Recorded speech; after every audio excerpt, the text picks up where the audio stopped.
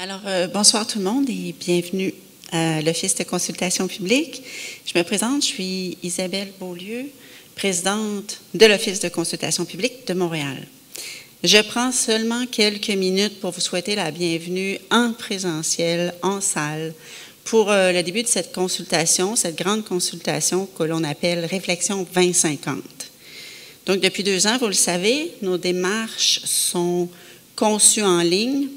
Et maintenant, on reprend toutes nos consultations en formule complètement hybride. Donc, chaque étape se déroulera en ligne et en présentiel afin de favoriser la participation du plus grand nombre de personnes. Ce soir, nous nous informons sur le projet de ville, une consultation pour réfléchir au prochain plan d'urbanisme et de mobilité de Montréal. Toute la séance est filmée et restera disponible sur notre site Web.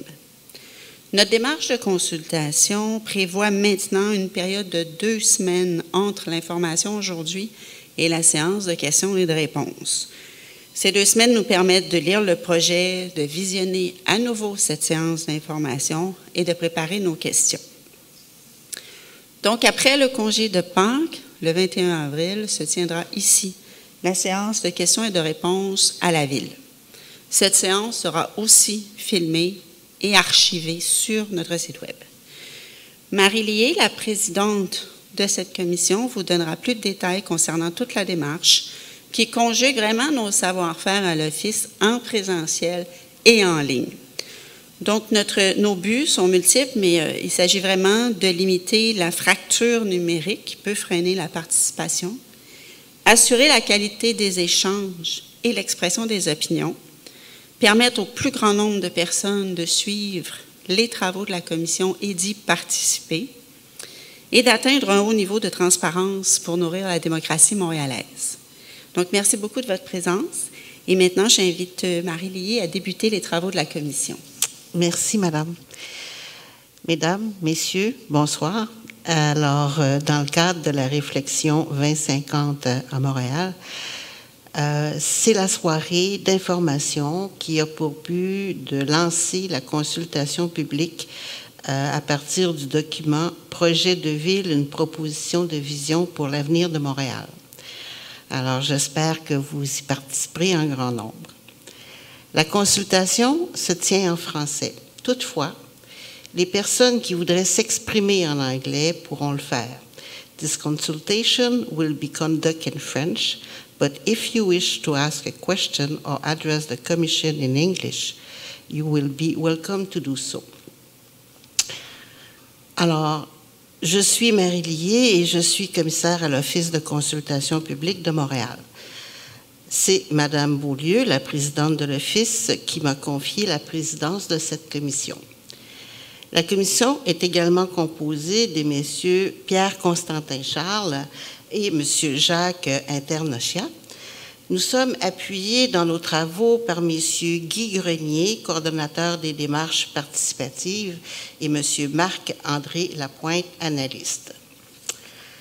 Une consultation de l'OCPM s'adresse d'abord aux citoyens afin de les renseigner sur les projets susceptibles de modifier leur cadre de vie. Ils ont le droit de faire valoir leur opinion afin d'éclairer et d'influencer les décisions des élus.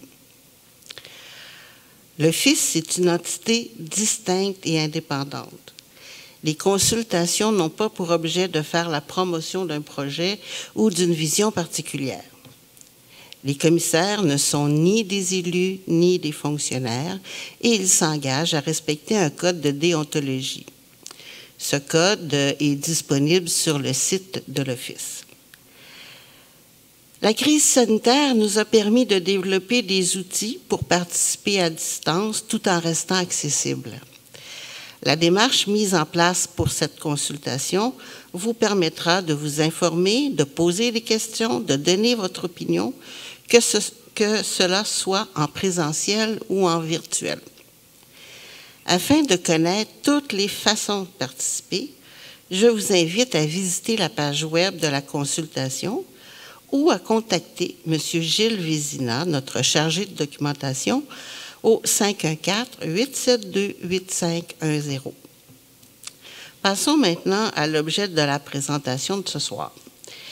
Le conseil municipal a mandaté l'OCPM pour réaliser une consultation publique sur le projet de ville. Il s'agit de la première étape dans la réalisation du futur plan d'urbanisme et de mobilité de Montréal. Les représentants de la ville vous le présenteront dans quelques minutes. Mais d'abord, permettez-moi de vous présenter la démarche hybride mise en place par l'Office pour cette consultation. Cette démarche respecte les consignes gouvernementales en vigueur. La première étape, qui débute ce soir avec la présentation du projet de ville, consiste à vous informer sur l'objet de la consultation et de rendre disponible toute l'information pertinente. Vous pourrez recevoir la présentation et consulter la documentation en tout temps sur le site Web. Une soirée de questions-réponses suivra jeudi le 21 avril prochain. Vous êtes alors invités à poser vos questions sur le projet de ville aux représentants municipaux. Il sera possible de le faire en personne, dans les locaux, ici même à l'OCPM, ou par téléphone en direct via une tribune téléphonique. Après la séance de questions et réponses, et ce jusqu'à l'automne, l'OCPM vous offre une variété de moyens pour exprimer votre opinion, de manière à favoriser une participation large et la plus inclusive possible.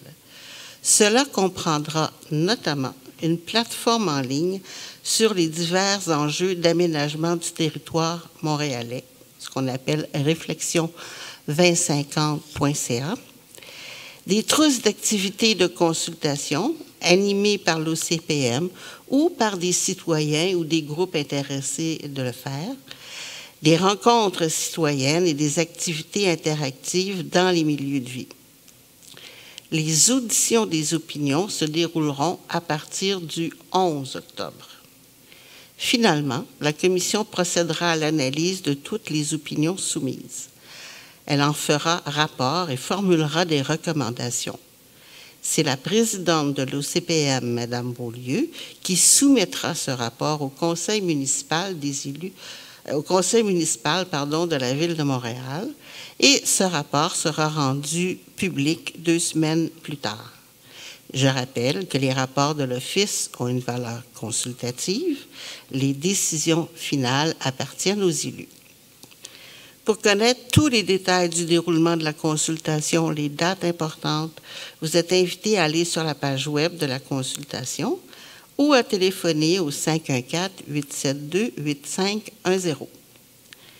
Par ailleurs, nous aimerions vous présenter plus en détail la page web de la consultation et comment y trouver toute l'information pertinente. Voici un petit vidéo explicatif d'environ 5 minutes.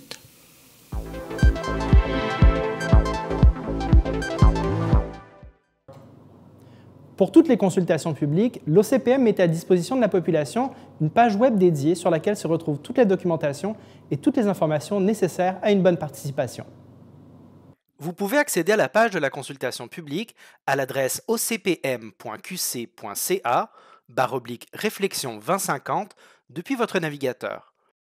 Depuis le site de l'OCPM, cliquez sur Consultation publique et dans la section Consultation en cours, cliquez sur Réflexion 2050. Sur cette même page, vous retrouverez également toutes nos consultations en attente, ainsi que les consultations terminées. La page de la consultation publique regroupe toutes les informations nécessaires à une bonne participation. Vous y retrouverez un descriptif du mandat, le déroulement de la consultation, quelques documents pour commencer, ainsi que la composition de la commission. L'OCPM rend public l'ensemble des documents soumis à la commission. Pour consulter la liste complète, dans la section « Quelques documents pour commencer », cliquez sur le bouton « Dossier de documentation complet ».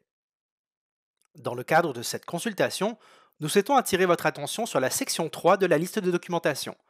Elle comprend le projet de ville ainsi que des documents complémentaires qui pourraient vous aider dans votre compréhension. La liste de documentation est régulièrement mise à jour. Nous vous invitons à la consulter de temps en temps. Cette consultation publique comprend un important volet numérique. L'Office de consultation publique de Montréal met à disposition des citoyens une plateforme de participation en ligne. Pour y accéder, sur la page de la consultation, dans la section Quelques documents pour commencer, cliquez sur Plateforme de participation. Vous pouvez également y accéder directement à l'adresse réflexion2050.ca. Tout au long de la consultation publique, l'outil de participation en ligne vous proposera différentes activités.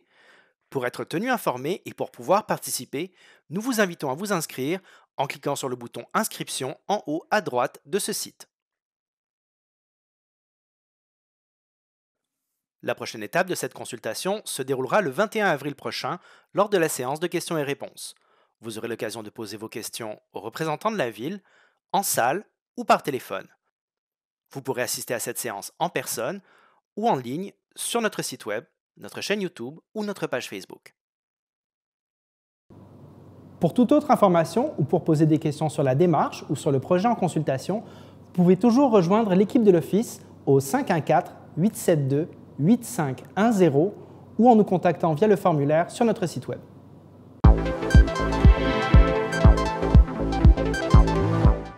Je cède maintenant la parole à Madame Lucie Garot de la Ville de Montréal qui vous présentera plus en détail le projet de ville. Merci. Madame Garot. Merci. Merci beaucoup, Madame et Messieurs les commissaires.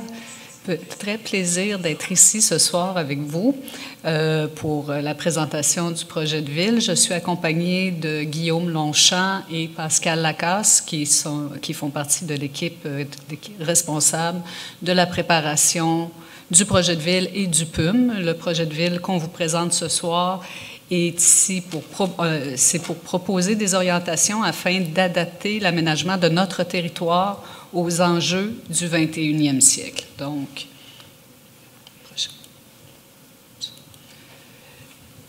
le projet de ville expose les grandes intentions de la ville en matière d'urbanisme et de mobilité à cet effet. Nous avons choisi de vous présenter les éléments du projet de ville, le projet de notre ville, le projet de votre ville, qui, nous espérons, vous mobilisera. Cette consultation vise pour nous à vous soumettre et tester des propositions pour la vision de Montréal 2050 et assurer la participation des Montréalaises et des Montréalais à cette démarche. C'est l'occasion de cerner jusqu'où nous serons prêts et prêtes à aller pour améliorer notre ville. Le projet de ville, donc, une vision de notre avenir à long terme, 2050. On tente donc d'identifier les transformations à apporter sur le territoire qui impliquent des changements de comportement. Ça propose aussi des solutions d'aménagement face aux défis climatiques, sociaux et économiques. Le projet de ville nous mène vers le plan d'urbanisme et de mobilité qu'on appelle par acronyme ici le PUM 2050 et on va souvent y faire référence dans la présentation. Donc le PUM, c'est évidemment encadré par la loi sur l'aménagement et l'urbanisme qui oblige les municipalités à se doter d'un plan d'urbanisme. La Ville de Montréal souhaite se doter d'un nouveau plan d'urbanisme et de mobilité. On insiste pour ajouter le mot mobilité parce que la forme de nos villes est directement influencée par les modes de déplacement qu'on choisit. Ces choix-là qu'on fait peuvent transformer beaucoup la façon dont on conçoit la ville. C'est pour ça que je parlais d'adaptation aussi au 21e siècle en termes d'aménagement du territoire. Le plan d'urbanisme et de mobilité, quand nous allons l'adopter, va énoncer ce qui est demandé par la loi, soit des orientations en urbanisme et en mobilité pour les prochaines années, va déterminer les affectations du sol et les densités, va encadrer les usages et la réglementation locale de chaque arrondissement et va proposer un ou des plans d'action selon les grands objectifs qui seront retenus. En d'autres mots, le projet de ville met la table pour le plan d'urbanisme et de mobilité qui sera adopté par la suite à vos commentaires et en lien avec nos orientations. Pourquoi 2050? Parce que Montréal s'est engagé à devenir carboneutre à l'horizon 2050 et à développer des modes de vie plus soucieux des écosystèmes dont nous dépendons.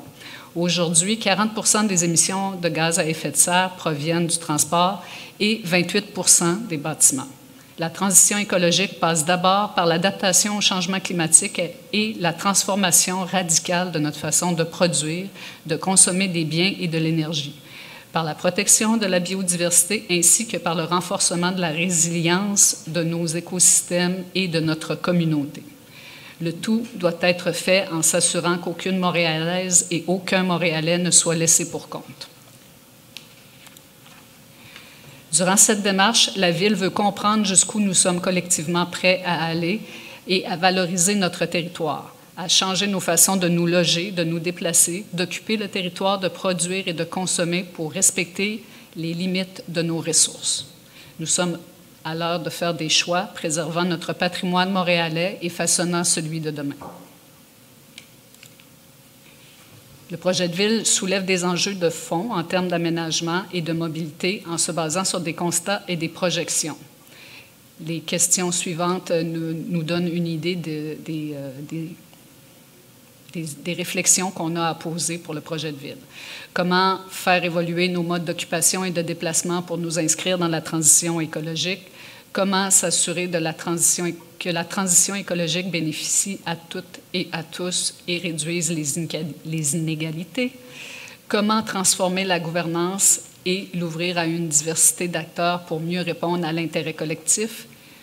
Comment mettre en valeur notre paysage urbain tout en optimisant son occupation?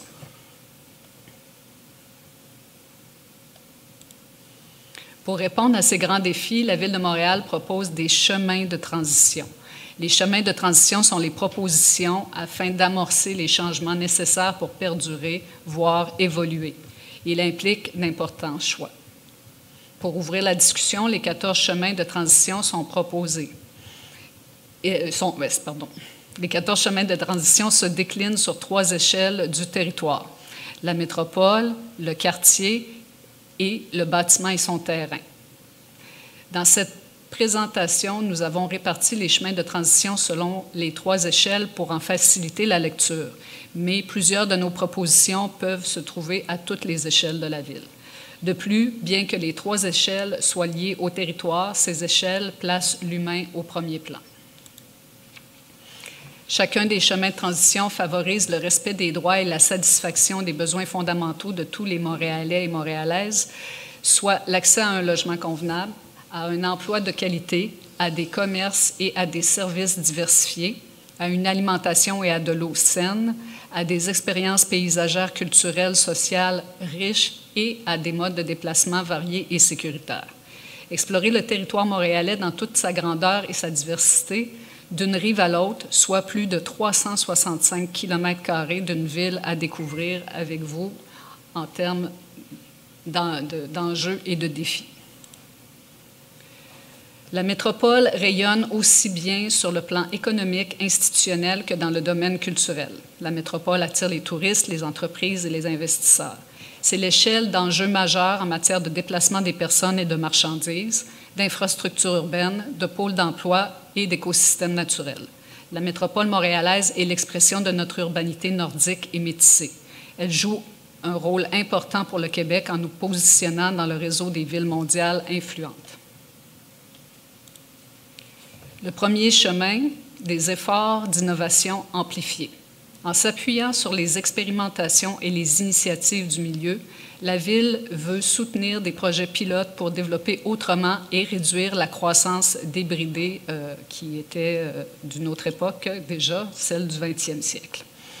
Donc, nous espérons encourager l'occupation transitoire pour définir le futur des lieux vacants, engager les acteurs de la communauté dans un pacte pour la transition sociale et écologique grâce à une approche d'écoquartier, explorer davantage l'hivernalité dans nos aménagements et soutenir des modèles d'économie circulaire. Le deuxième chemin de transition, une place repensée pour la biodiversité d'une rive à l'autre, en protégeant et en multipliant nos milieux naturels afin de les rendre plus accessibles à tous et à toutes. Nous misons sur l'insularité pour bonifier le contact avec l'eau par l'accès public aux berges, la création de nouveaux grands espaces verts et la renaturalisation, c'est un exercice de diction, et la renaturalisation de grands sites. L'accès aux grands espaces verts aussi en termes de transport collectif et de transport actif sera au cœur de nos réflexions. Le troisième chemin, un accès facilité et efficace en transport collectif et des infrastructures bien intégrées. En favorisant une desserte de transport en commun équitable et efficace, la Ville supportera le développement des projets de transport en commun et le succès de leur intégration dans les milieux moins bien desservis, en complémentarité avec les modes actifs. Nous souhaitons accroître l'attrait et le confort des installations de transport en commun les plus communes, comme l'autobus et le métro, mais aussi les nouveaux moyens de transport, comme le REM, entre autres. Optimiser l'accessibilité, les conditions de mobilité et la fréquentation du transport collectif sur l'ensemble du territoire. Mieux desservir les personnes, peu importe leur âge et leur capacité physique, grâce à des nouveaux aménagements plus confortables. On pense aux nouveaux axes du réseau Express Vélo et aux autres projets de transport en commun. Générer davantage de co-bénéfices entre les nouvelles installations et le territoire métropolitain. Ça veut dire améliorer la connectivité des quartiers, améliorer le verdissement autour des installations, offrir des espaces publics et un paysage adapté autour de ces installations. Mieux desservir les pôles d'emploi, qu'ils soient à l'est ou du côté de Saint-Laurent, entre autres, et des grands équipements collectifs. Le quatrième chemin, une métropole prospère, créative et ouverte sur le monde. En soutenant la diversité économique de Montréal, la Ville renforcera le positionnement de Montréal comme ville créative et reconnue pour la vitalité du milieu de la recherche et de l'innovation.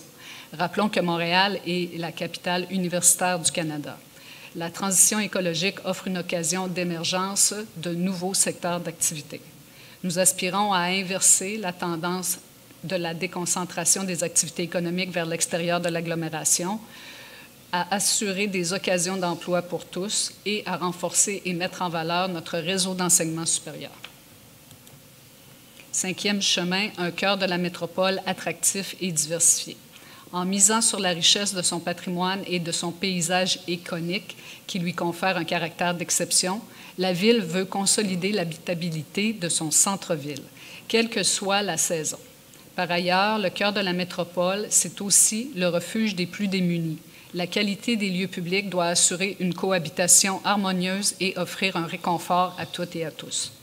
La crise sanitaire a eu des répercussions sur les commerces, les restaurants, les bars, l'achalandage des touristes, mais aussi sur les organismes communautaires et culturels du centre-ville qui s'en sont trouvés très affaiblis.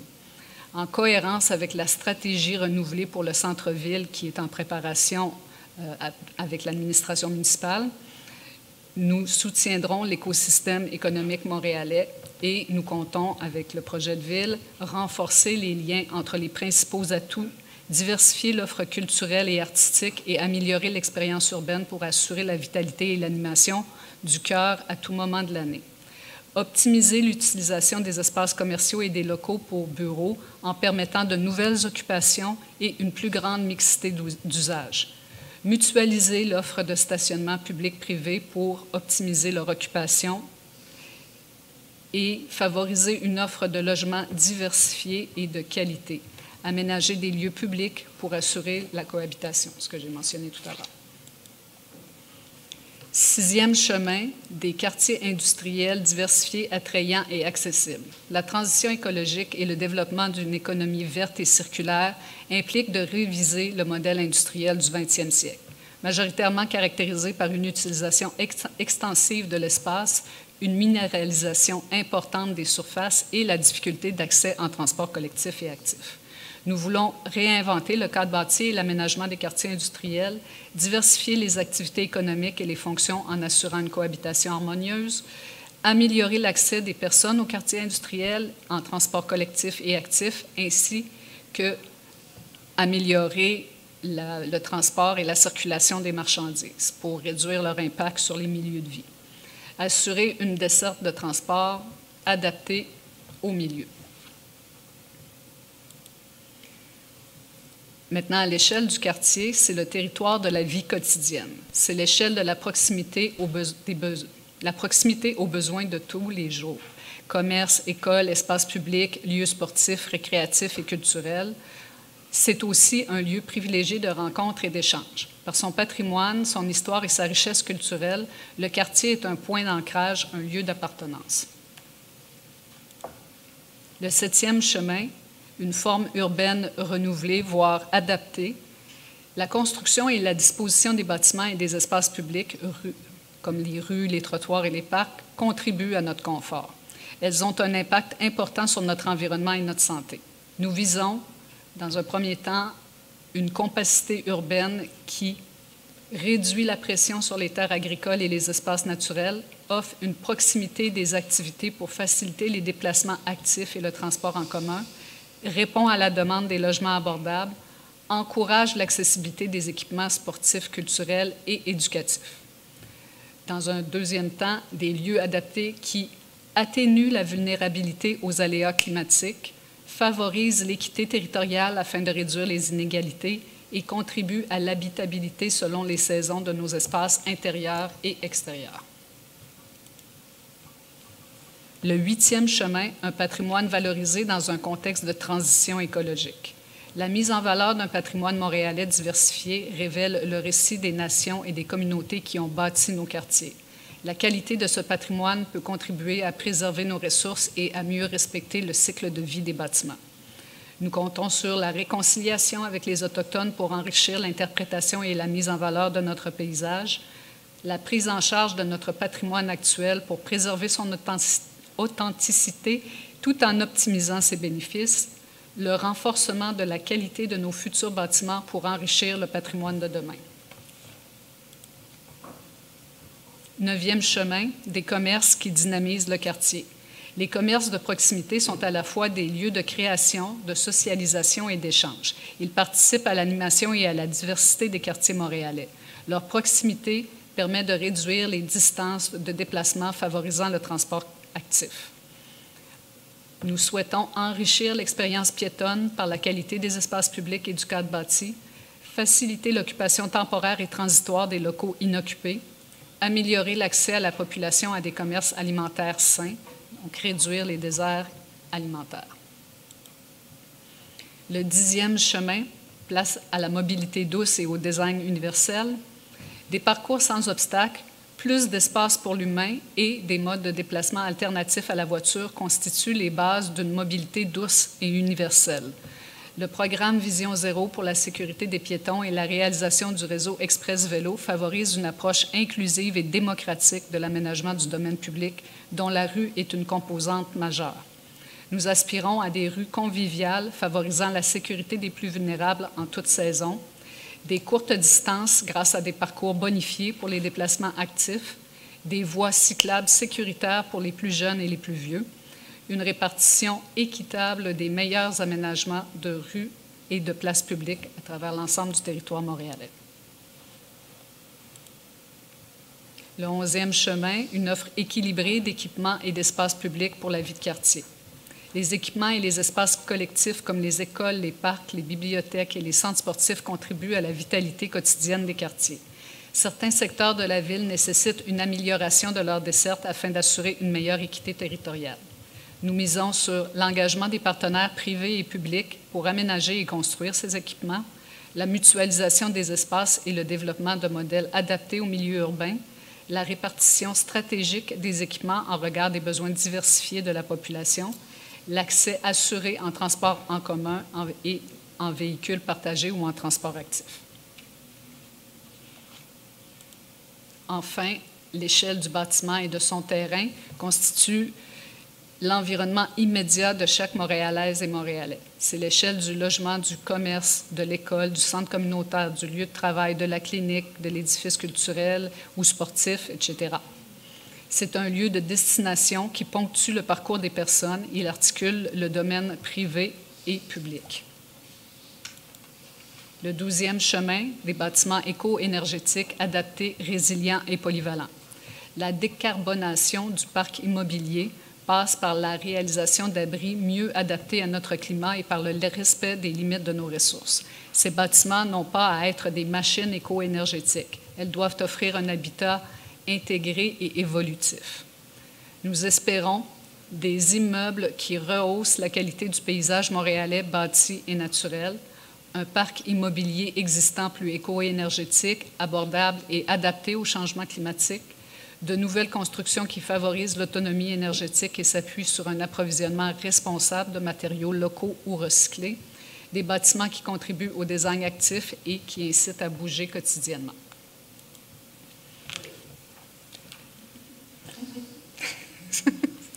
Le 13e chemin des logements de qualité abordable. L'accès et le maintien des ménages à Montréal passe par une offre récurrente et à long terme de logements de qualité à un coût abordable. Nous souhaitons maintenir et améliorer l'accès des logements adéquats et abordables dans les différents quartiers, diversifier l'offre et prévoir en amont des projets immobiliers privés. Rappelons la cible de 60 000 logements abordables en 10 ans que s'est donnée notre administration municipale. Concevoir par et pour la communauté des projets intégrés, avec une démarche comme celle des écoquartiers qui inclut une gouvernance partagée, potentiellement pour la tenue à long terme aussi des habitations. Le 14e chemin, une nature intégrée dans les quartiers. La proximité de la végétation, de l'eau et de la faune s'avère apaisante et contribue à la résilience naturelle de notre voisinage. Jardiner et prendre soin de notre environnement offre des occasions pour renforcer nos liens sociaux et accroître l'entraide. Nous misons sur une plantation accrue d'arbres en terrain public et privé, objectif de 500 000 arbres, une pratique plus soutenue d'agriculture urbaine, par exemple par les serres, les potagers et autres pratiques, un verdissement accru des quartiers plus vulnérables pour contrer les îlots de chaleur. Pour aménager une ville carboneutre dont le paysage bâti et naturel sera remarquable, les Montréalaises et les Montréalais devront se mobiliser à la hauteur de leurs ambitions. Aidez-nous à trouver des solutions, à identifier les meilleurs moyens d'évoluer en matière d'urbanisme et de mobilité. Les propositions du projet de ville sont adaptées aux spécificités du territoire montréalais et visent à répondre aux besoins exprimés par les organismes et les groupes consultés en amont. Les propositions s'appuient aussi sur les informations recueillies au cours d'activités de participation publique réalisées dans les dernières années par l'Office de consultation publique de Montréal. La présentation de ce soir est chargée de concepts et d'hypothèses qui découlent de ces exercices. Pour nous assurer la compréhension et l'intérêt de toutes et tous, la Ville et l'Office de consultation publique mettent à votre disposition des documents et des vidéos explicatifs en complément de cette présentation. Je vous invite donc à nous poser des questions sur ce qui a été présenté, mais aussi sur ce qui n'a pas été présenté et qui concerne l'aménagement de notre ville. Nous avons hâte de vous entendre. Merci beaucoup. Merci beaucoup, Madame Caro, ainsi qu'à vos collègues qui vous accompagnent. Je vous rappelle que tous ces documents se retrouvent sur le site Internet. Allez-y, c'est une mine d'informations. Vous pouvez aussi contribuer à la plateforme de discussion en ligne. Nous espérons que cette soirée vous a permis d'en apprendre davantage et que ça vous donne le goût d'y participer. Avant de conclure, la Commission aimerait poser. On se permet, comme commissaire, de ne pas attendre après Pâques, de vous poser quelques questions de clarification. Alors, messieurs les commissaires, oui, allez-y. Oui, bonsoir. Alors, vous nous présentez de très beaux croquis de quartiers qui semblent tous être de assez forte densité. Ma question, c'était, dans la suite des choses, comment allez-vous aborder les questions de diversité au niveau de la densité des différents quartiers, aussi au niveau des différentes identités des quartiers? C'est moi. Madame Caro, vous êtes au bâton ce soir. C'est ça. Je vais continuer à user ma salive. Non, mais oui, et j'invite mes collègues à compléter si je ne suis pas assez précise dans la réponse. En effet, je pense que c'est important et majeur que nous reflétions la diversité du patrimoine montréalais et s'adapter. Quand on parle de s'adapter, c'est vrai que les croquis sont peut-être plus schématiques et ne démontrent pas la richesse de la diversité qu'on a à l'intérieur de chacun des quartiers. L'objectif, et grâce à vous, on va faire les tournées de l'ensemble des arrondissements et on va pouvoir approfondir justement sur ces éléments d'identité-là spécifiques à chacun de nos quartiers qui sont très différents d'un bout à l'autre de l'île de Montréal, c'est clair. Et on va aussi travailler sur une réflexion en termes d'adaptation des modèles d'habitation puis des modèles de densité. Vous avez vu que j'ai utilisé le terme compacité plutôt que densité parce que ce qui compte pour nous, c'est beaucoup plus la proximité et la diversité d'usage autant que d'occupation que celle du résultat d'une grande densité bête et méchante, disons-le comme ça, sans imagination. Donc, on vise une densité adaptée et en fonction de l'identité puis du patrimoine et de la qualité du patrimoine.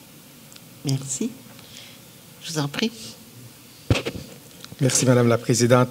Et vous avez fait référence dans le document au plan existant, notamment le plan stratégique Montréal 2030, le plan climat 2020-2030 et également des plans qui sont adoptés par d'autres services municipaux.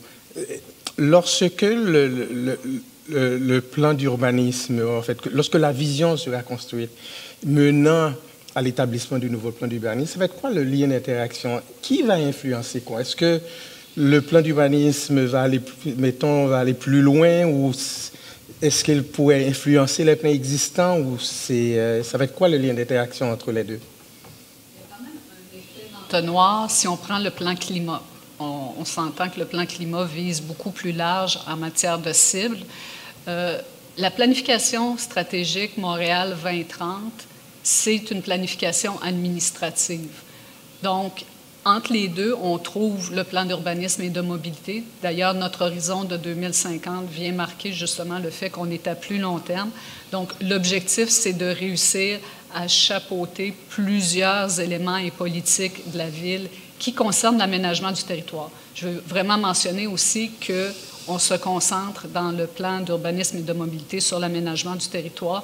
Donc, il pourra y avoir des plans d'action qui sont en lien avec la stratégie Montréal 2030 ou avec le plan climat qui ne touchent pas l'aménagement du territoire, par exemple, puis qui pourraient exister. Mais tout ce qui va toucher l'aménagement du territoire, la mise en valeur du patrimoine, va être regroupé, va être chapeauté par le plan d'urbanisme et de mobilité.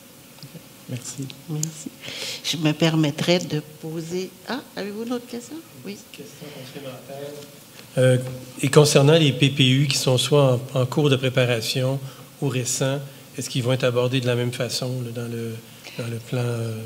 Le PPU étant un document complémentaire du plan d'urbanisme, actuellement, il y a des modifications au plan d'urbanisme actuel qui a été adopté en 2004. Quand il y a des PPU qui arrivent, de nouveaux PPU qui arrivent.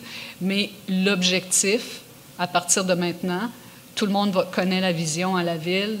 La majorité des gens se sont fait transmettre. On a beaucoup participé, je ne l'ai pas mentionné tout à l'heure, mais il y a eu des consultations préalables auprès des citoyens, mais il y a aussi des consultations avec l'ensemble des équipes de la ville, soit des services centraux et des équipes en arrondissement. Donc, les gens des arrondissements qui s'occupent d'urbanisme sont aussi partie prenante des orientations qu'on expose aujourd'hui et qui vont être mises au jeu. Et pour eux, ça nourrit les réflexions qu'ils font actuellement sur leur planification sectorielle.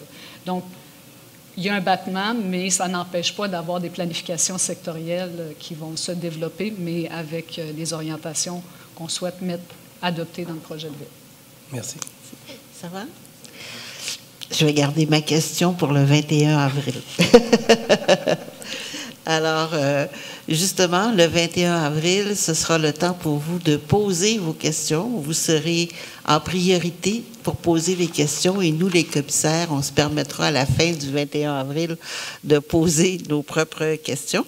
Alors, pour poser ces questions, vous pouvez vous rendre directement dans les bureaux de l'OCPM ou le faire via une tribune téléphonique.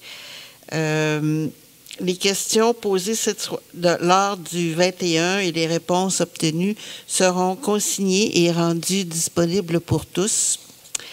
Pour tout renseignement additionnel, je vous invite à consulter la page web. Je l'ai dit plusieurs fois, mais je voudrais le répéter que toute l'information est disponible sur la page web ou nous téléphoner si c'est plus simple pour vous. C'est ce qui met fin à notre soirée d'information. La Commission remercie les représentants municipaux qui ont participé à cette séance, ainsi que les citoyens qui se sont déplacés et qui nous ont écoutés, et à toute l'équipe technique derrière qui travaille fort à ce qu'il y ait le moins de pépins techniques possible. Je vous remercie. Bonne soirée et au revoir. Au revoir.